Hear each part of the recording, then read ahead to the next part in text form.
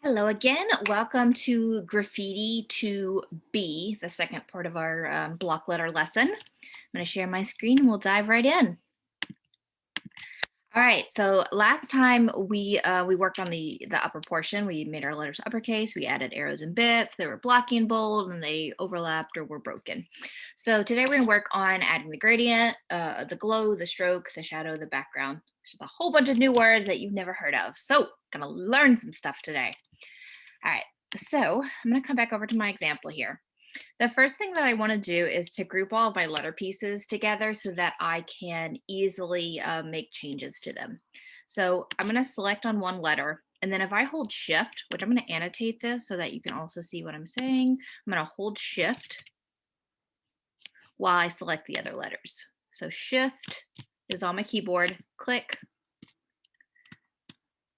So here's just one letter. Click. Now I have the Y. Now I have the O, bit, and then I usually just like do my arrows. Do I have them all? Yes. Okay. They're all moving together. Beautiful. I'm going to go to, I want to group these together. I want to go to arrange, group. Want to see that again? Let me ungroup it. Ungroup. Okay. So I'm going to arrange on this toolbar here, arrange, and I'm going to group them together. So I'd like you to pause your video at this point, and I'd like you to do that step. Okay, welcome back. All right, I'm going to move my letters real quick so that I can delete all of my scribble scrabble. Beautiful. So I had managed to get a lot of it, but I want to delete it. Using my keyboard to delete it. Beautiful. Put this back now. Pause, delete your scribble scrabble, come back. Okay, these are grouped together now. I will eventually ungroup them, but for now, they're good. All right, so I want to put a gradient on these. Now they're still grouped together, so if I do the gradient right now, here's what'll happen.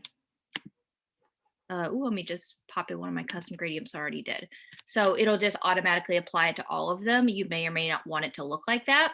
It actually doesn't look that bad, although I don't necessarily care for how my bits turned out. So I can always ungroup these by going to arrange, ungroup.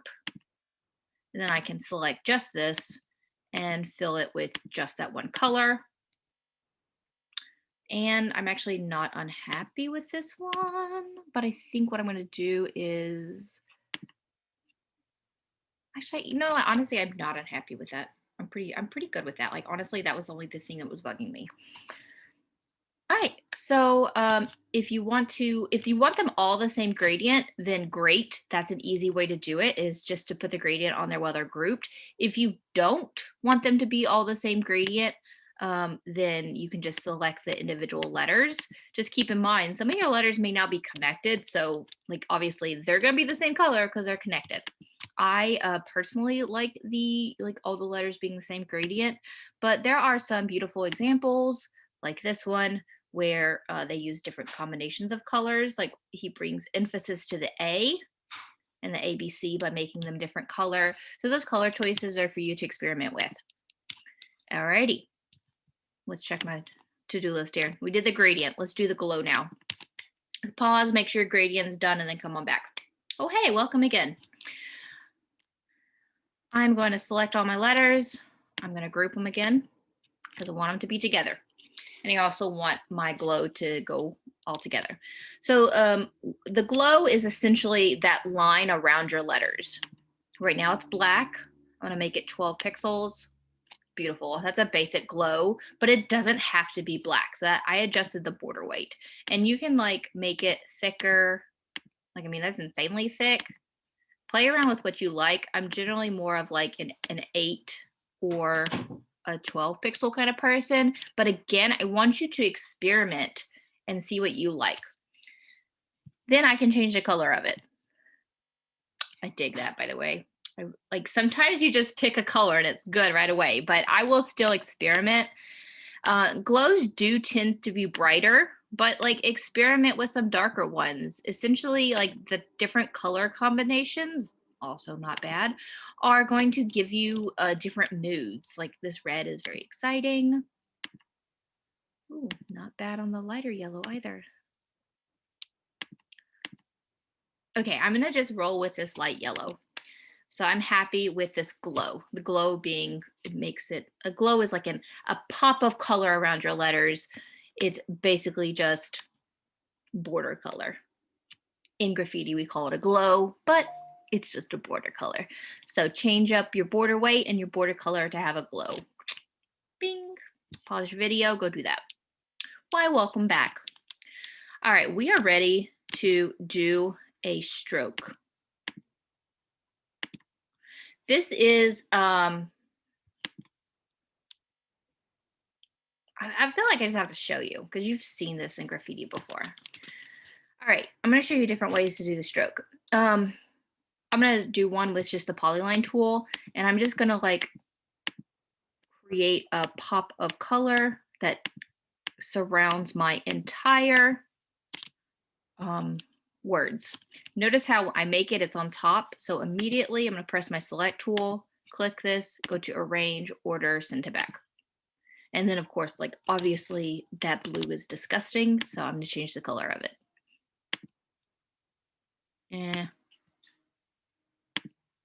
White is not bad actually. Black is not, ooh, black is not bad. So I will play around, ooh, that is very bad. I'll play around with colors. Ooh, I really like this. Until I'm happy with it. And I can also edit those points. That's a little bit better. So that's how you do it with the polyline. It gives you a more blocky shape. Another way to do it was the curve tool. This can give you like one of those cool paint splatter looks.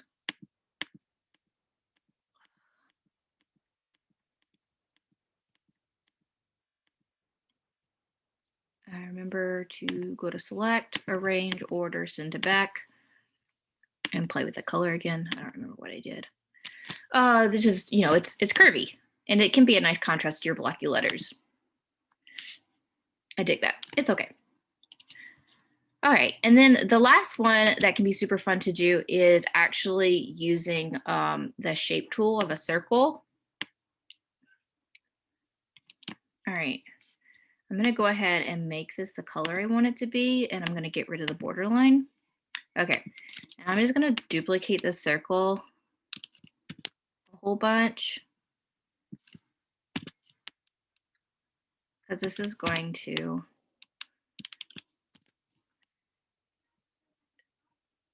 fill it in.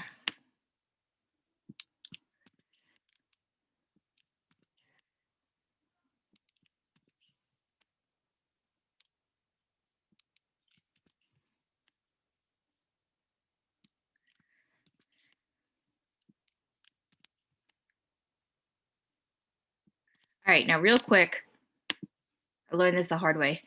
Once you do the outside, move your letters out of the way, and then continue duplicating your circles and fill it in.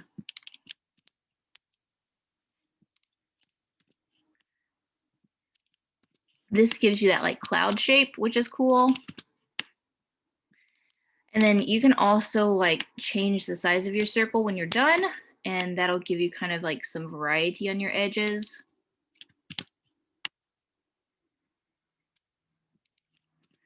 And then you can also like make them super small, and they can be like outside, like a little paint splatter there. I'm not liking that actually. All right, so that gives you like it's like a cloud shape. I'm gonna go ahead and group this because it's a lot of shapes. Arrange, group, and then go to arrange, order, send to back. And now my letter should go back on top of it. Now you can see why it was useful to group our letters so that we can move them really easily. Totally different look. So you basically, I don't care how you do it, it's just like a little background shape. It's called a stroke. It goes around, you know, the outline goes around your letters, and it's just like a little pop of color to help your words stand out. I'm going to leave this example here. Polyline tool, curve tool, or a billion circles. Pause your video, go experiment and see which one you like, and then come back when you are done. All right, welcome back. You'll notice that again, I have gone off the page. but it's okay. Well, A, let it go off the page. That's cool. If it gets cropped like that, it'll seem like very in your face. Like, look at this when I go to print preview. It's gonna take forever. It's fine. It's fine. It's fine. Just really, oh, there we go. So it actually looks really cool to get cropped like that. Like I said, it feels very in your face. So if you're happy with it getting cropped, that's cool with me. If you do want to make it fit on the page, just select everything and make it smaller, like so. Alrighty, let's see where we're at. We did a gradient, we did a glow, we did a stroke. Are you ready for a shadow? Yeah. All right, our letters are still grouped together, which is awesome. Makes this next step really easy.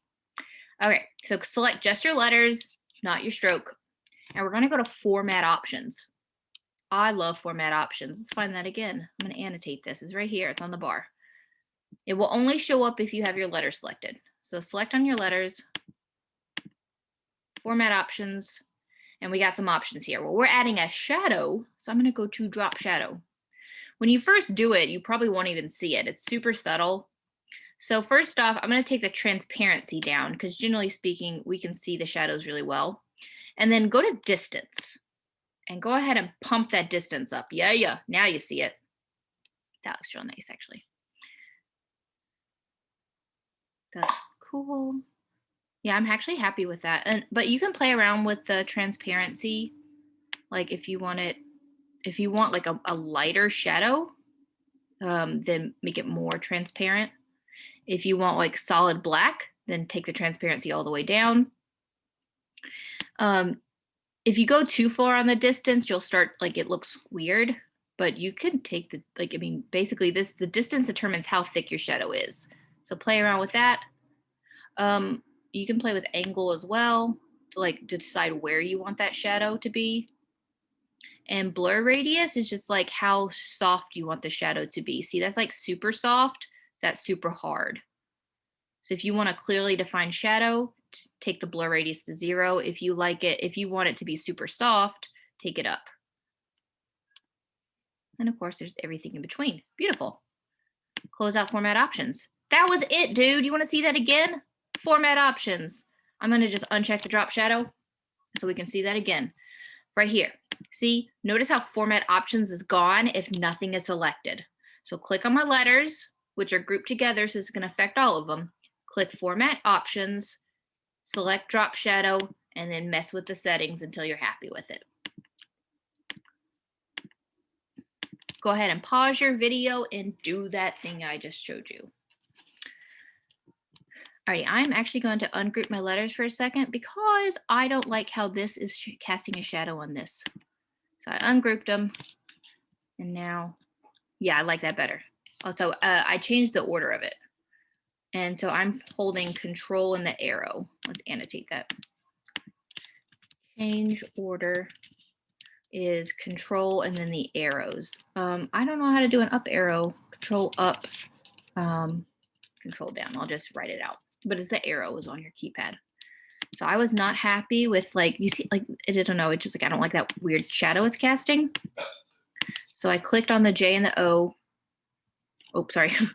Control, and I put it up. And that is better in my opinion. I like that a lot. I'm also curious if I put this one farther down. Do I like that?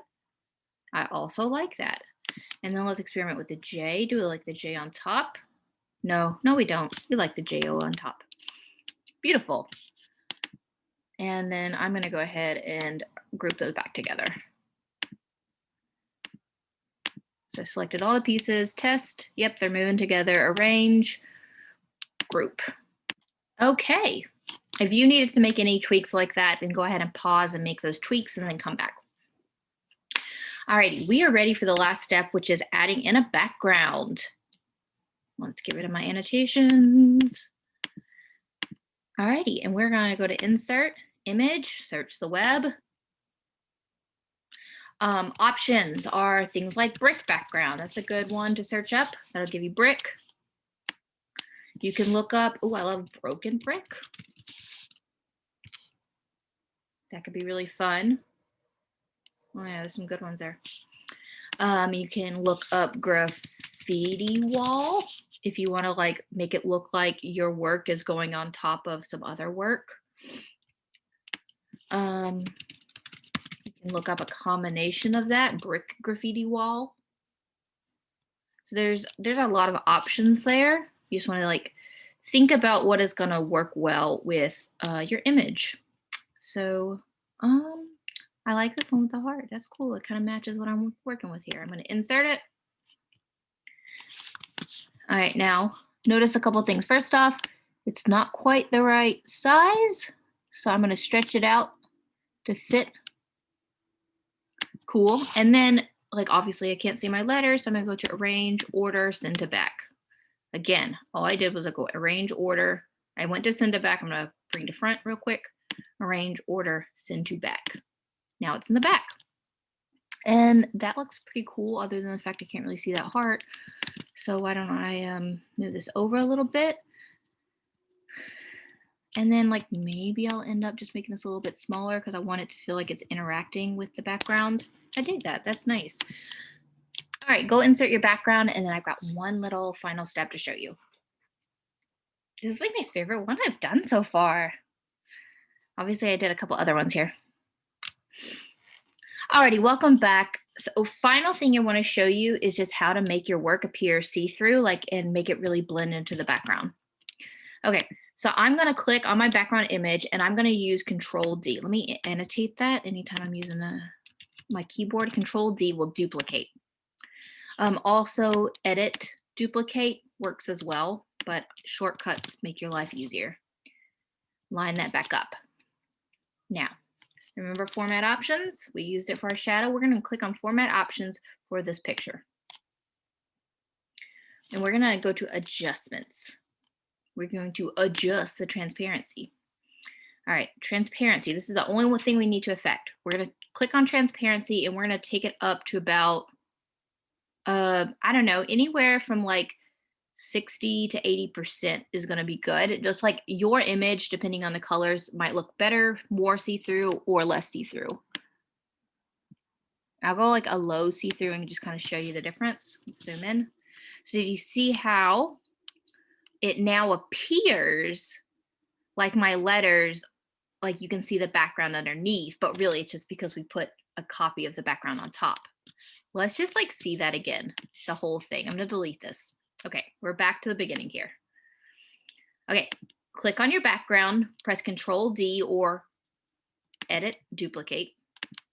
Makes a copy of it. Use your arrow keys, put it like line it back up on top of your original image, so you should see nothing of your artwork. Okay, I still have this selected. If you accidentally get off of it, just click on it and make sure it's got the blue square around it.